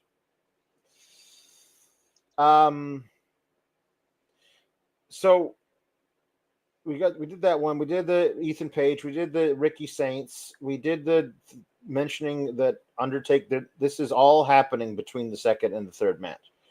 Oh yeah, Soul and Zaria and Masha backstage. Masha, so Soul says, Masha, you're gonna beat JC Jane as Slammiversary. That's Sunday, but tonight we've got some business to take care of. Let's go. And there's the culling, and here's Sean Spears right there, and there's Nico Vance, who's basically Sean Spears, but he doesn't do this. And there's Tatum's like, I know it's my fault that you lost the match for the North American Women's Championship on Saturday. It's all my fault. You must hate me. We don't hate you. We just want to manipulate you and talk in hushed tones that obviously signify to anyone with a working brain that we are insincere. But you, Tatum Paxley, because you are Delulu, you believe that somehow we are your friends. I have a great idea for how we can ruin the match for my former friends Sol and Zaria. And so then we have a 6-woman tag match to end the show. Now, none of this matters. Masha ends up pinning JC Jane. JC Jane gets pinned again for the second time in 4 days, really belying that whole isn't the most beatable champion in an NXT history thing. But none of that matters. Okay, I'm going to tell you what does matter. Because we have talked about a lot of what the fuck stuff that has happened in NXT over the past 4 years. And I am here to tell you we have reached peak what the fuck. This is the zenith. I don't feel like we'll ever get past this. Don't put that challenge up.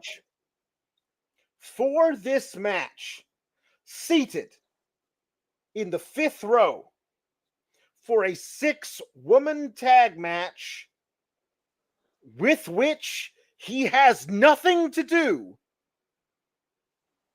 is Lexis King.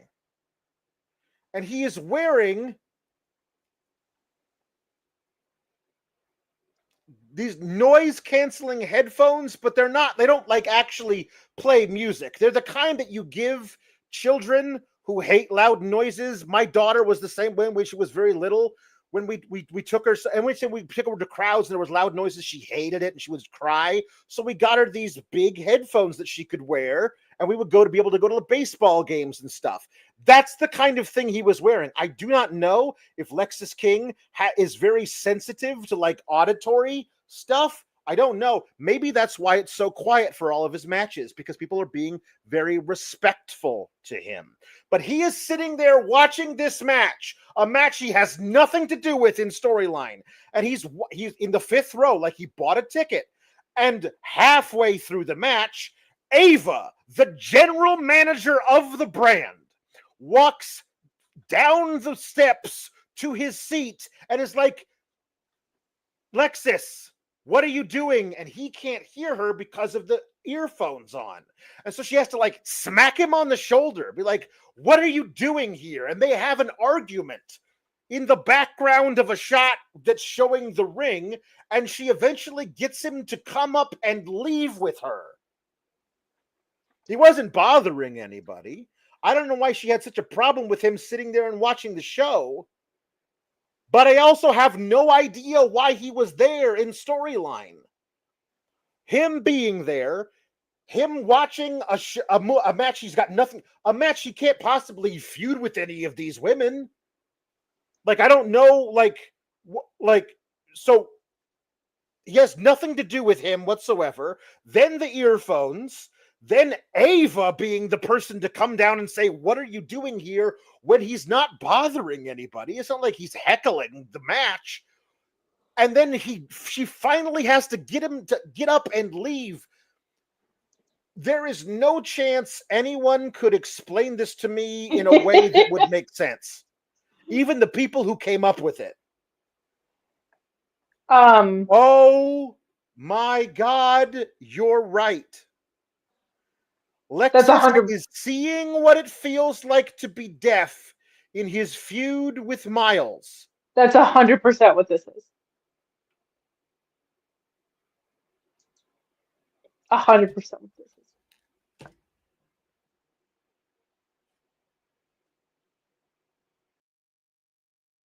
Yeah. Yeah, it's one of those. Obviously, I, as Alex Pulaski, the wrestling writer,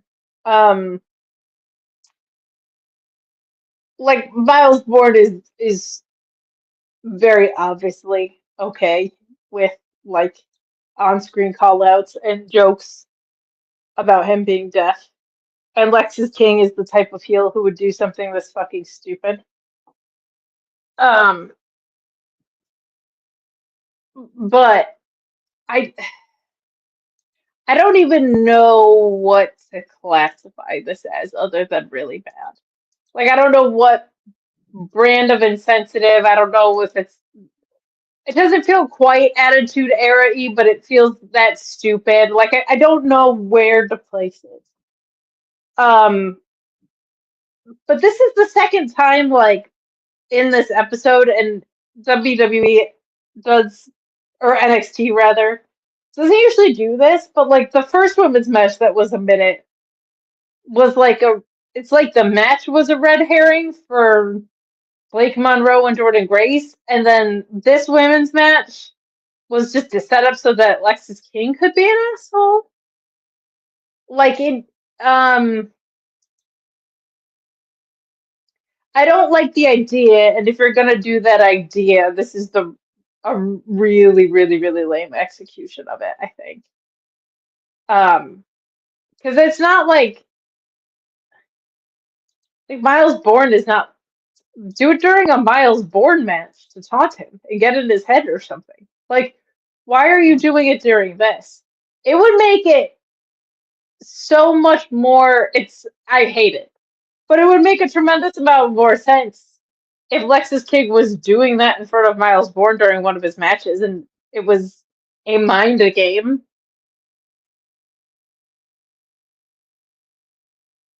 It's really stupid.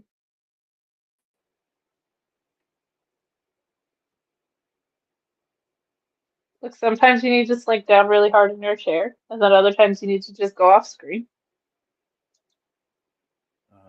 Masha Slamovich pinned JC Jane, so Wrestling Maths says that as of this time next week, JC Jane will be your NXT Women's Champion and your TNA Women's Champion.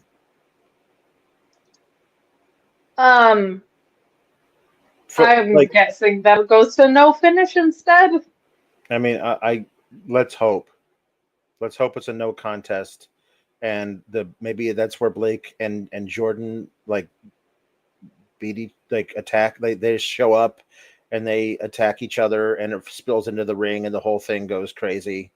Maybe that's what they do. I think Masha beat JC Jane already too, like months ago. Yeah, no, yes, Masha beat JC Jane 4 months ago. It hasn't been brought up. Rafael Garcia says Masha beat JC 4 months ago. 4 months ago, and they haven't brought it up. Would that not be the crux in a promotion that doesn't do a story about Lexus King finding out what it's like to be deaf by wearing noise-canceling headphones while watching a match he has nothing to do with? in a different promotion, wouldn't you think that would be the crux of the storyline between Masha and JC Jane? Masha being like, hey, I beat you 4 months ago, I'm going to do it again. And JC being like, that was a very different JC Jane.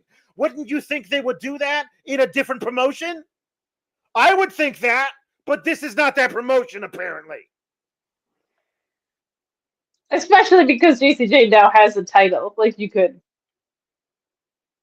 be like, I'm a champion now. And Masha could be like, you know what? I earned a little bit of respect for you because you're a champion, but not the way that you're keeping that championship, etc. They also changed Masha Slamovich's music for TV, so I don't know what the deal with that is. But JW Pringle says NXT broke our Alex unacceptable. This is not the first time, and it won't be the last. that is completely accurate what you said.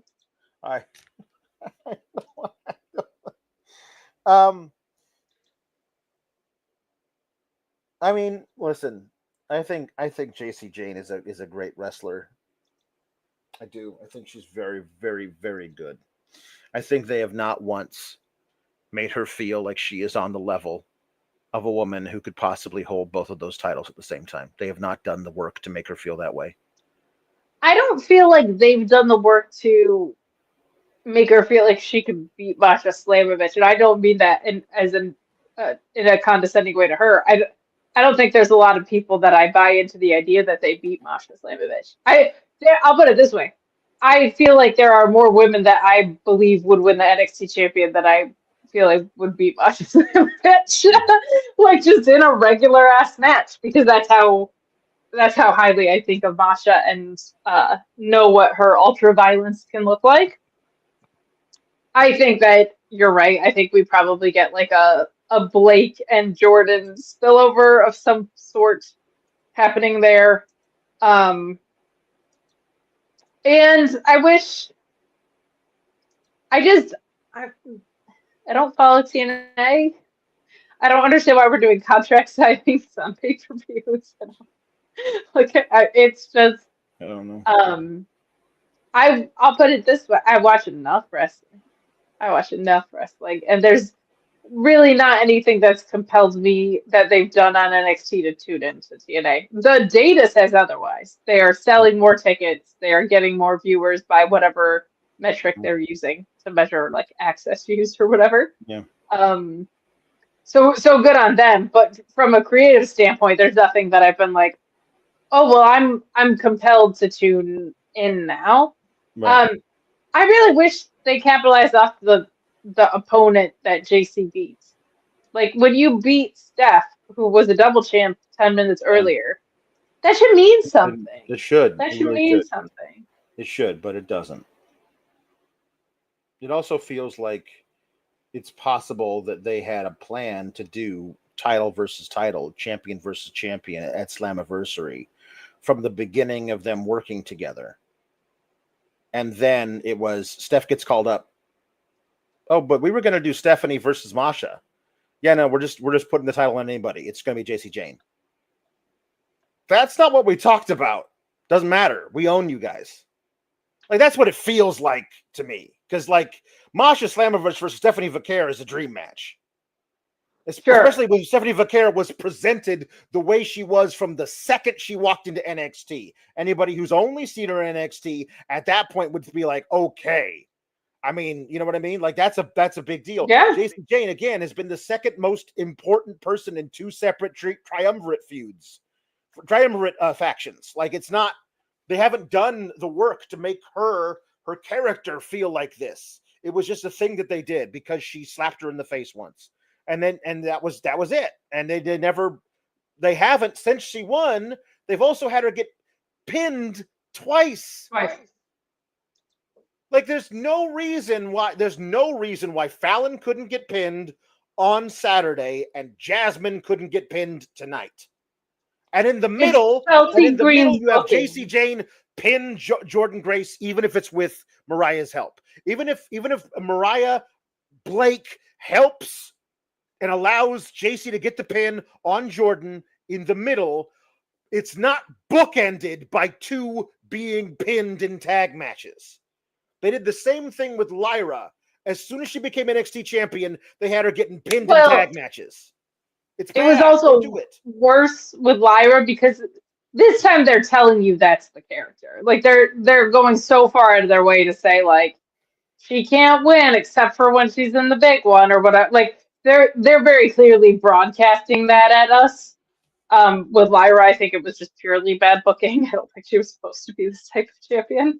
But I just the two things for me creatively don't align. Of you beat Steph basically on her own, and now she's getting pinned just like in 6-person matches. Like I don't like it. I don't like it. But Alex, can you do me a favor because it has been such a long stretch? Can you say like it's going to be championship versus championship, but the way that Lillian Garcia says it? Oh, okay. Championship versus championship.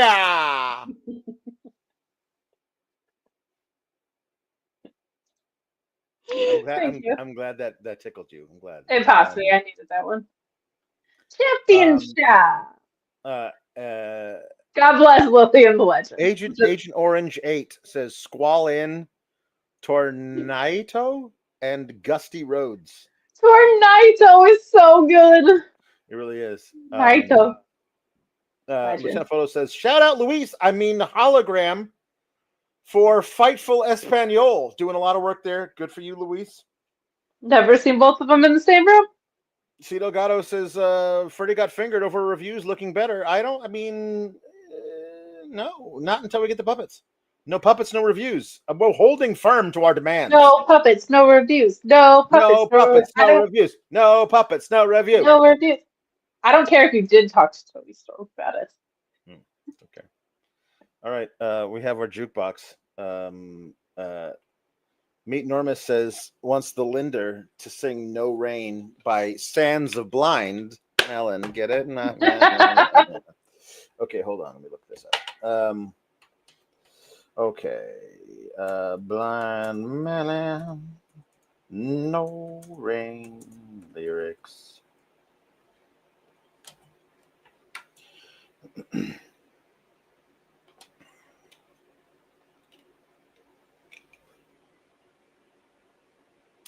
All I could say is that my life is pretty plain.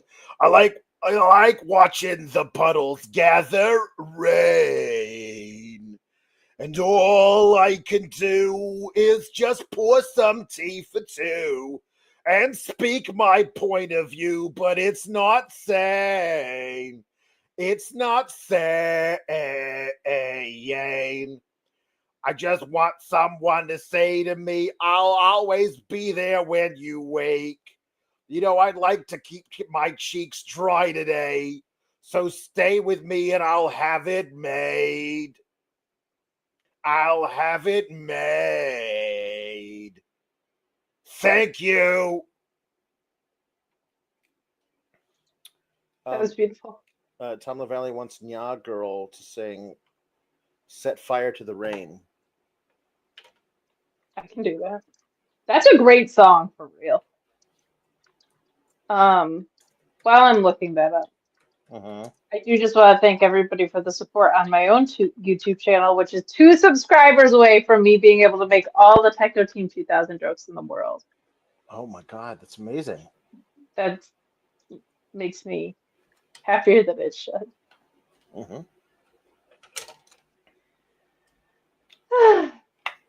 I let it fall, my heart, and as it fell, you rose to claim it. It was dark and I was Hoper until you kissed my lips and you saved me. My hands, they were so strong, but my knees were far too weak to stand in your arms without falling to your feet. But there's a side to you that I never knew. All the things you'd say, they were never true. And the games you'd play, you'd always win. But I set fire to the rain. Watched it pour as I touched your face. Yeah.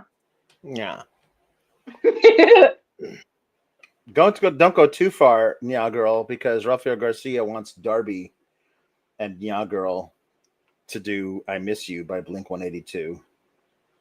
I guess I'll do the first verse and then you can do the chorus because I know how much you hate this song. Where are you? Okay. I'm so sorry. Hello there, the angel from my nightmare, the shadow in the background of the morgue, the unsuspecting victim of darkness in the valley. We can live like Jack and Sally if we want, Malachi. Where you can always find me, and we'll have Halloween on Christmas. I know that'll make you very happy. And in the night, we'll wish this never ends. We'll wish this never ends. I miss you. Miss you. I miss you. I miss you. Where are you? And I'm so sorry. I cannot sleep. I cannot dream tonight. I need somebody, and always the sick, strange darkness comes creeping on so haunting. And as I stared, I counted webs from all the spiders, catching things and eating their insides. Ew. Like indecision to call you. And do you hear your voice of treason? Will you come home and stop this pain tonight? Stop this pain tonight! Don't waste your time on me. You're already the voice inside my head. I miss you, miss you. Don't waste your time on me. You're already the voice inside my head, baby, if you will. If you will. I had to make an appearance even though nobody requested nothing. It's karaoke time, baby. You're always It's welcome around karaoke here. time. I love the karaoke's. You do. We love that for you. Anyway, I gotta go. I'm gonna go back to the great beyond. Bye. Okay. Thanks for stopping by. Hello. Ricky! Ryan Ben wants Ricky Rainbow, that's me, to sing Staying Alive for all the mooks. Staying Alive for all the mooks lyrics. Well, that's not a real song at all. Oh, I get it now. I thought that was a separate song. Here we go.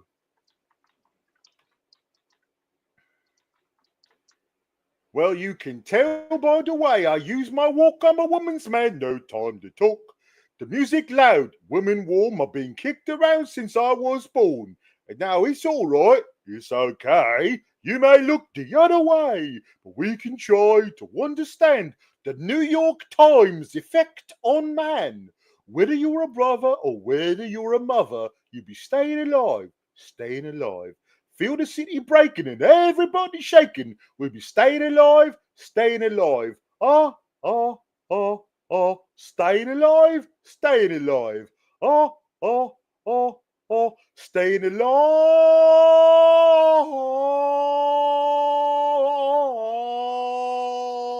Oh, when you walk. Thank you. Legend. I hope everybody has a good rest of your week. I hope so too. And I hope everybody is safe from weather patterns for the rest of the week. And My God, even the rest of the year would be neat. No, that's too much to hope for. What are you talking about? So they're just the rest of the week. That's all we're asking for. Please be safe from weather patterns for the rest of the week. Everybody be safe. And oh no, I hear Tony D's no longer Tony D. So am I still allowed to say, keep cool, gabagoos? Always allowed to say that. And I will always say, toodles.